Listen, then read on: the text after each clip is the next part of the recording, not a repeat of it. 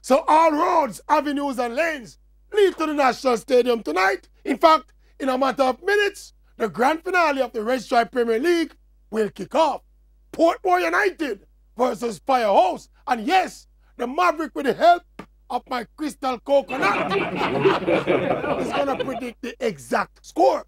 But before we get to that, one more talk about the format of the league. Again, the current format has its advantages and disadvantages. The local league means the hype and the excitement of the big semifinals and the grand finale. But for like Portmore, who finished 16 points ahead of Waterhouse in the regular league season, to see it all come down to one game, naturally, if them lose, them will feel aggrieved.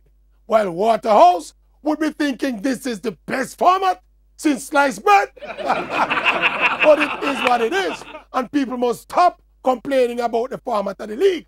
The only thing I would do differently is to perhaps give the regular season league champions a trophy and put some fertilizer upon the $1 million prize to continue to encourage consistency. Anyway, crystal coconut and prediction time. When you're ready for the exact score? And the score in tonight's Red Stripe Premier League grand finale will be